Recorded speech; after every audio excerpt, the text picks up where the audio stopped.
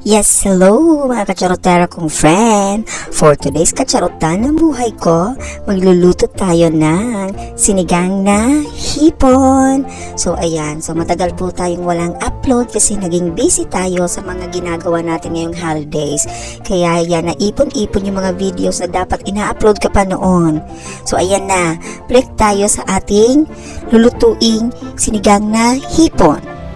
Nandyan ang mga ingredients natin. So, nandyan ang sibuyas, yung kamatis, ilalagay na natin siya. At papakuluan natin yan kasabay ng tubig. Siyempre, kailangan may tubig. At ilalagay din natin ang pamintang buo. Okay, so ilalagay na natin yan sa ating lalagyan. Ayan, lumulok-lunok pa po ako. Tapos, ayan na po, pag kumulo na yung ating kamatis na may sibuyas at may paminta, ilalagay na natin ang ating hipon. Ayan, so ilalagay na natin yung hipon isa-isa para mas maganda naman tingnan, diba? So ayan, ang mahal-mahal ngayon ng hipon. So kailangan sulitin natin tong kainin para hindi masayang yung ating bayan. Ganun.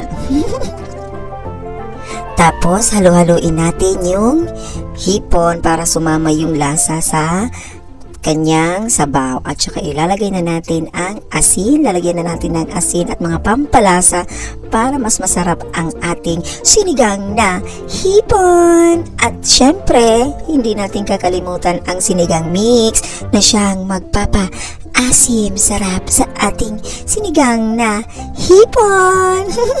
So, halu-haluin lang natin hanggang mag-blend yung lasa. Mag-blend yung lasa. Pagkatapos, syempre, tatakpan natin siya at pagkatapos kumulo ulit, lalagay na natin ang keong kangkong. Yan po ang ilalagay na natin at hahaluin ulit natin. At tatakpan natin yan upang kumulo at hintayin nating maluto ang kangkong. Tapos, syempre, titigman muna natin bago natin i-finish ang ating luto. So, ayan, pag kumulo na yung hipon at malambot na rin yung kangkong, ayan na, ready na ang ating sinikeng-keng na hipon!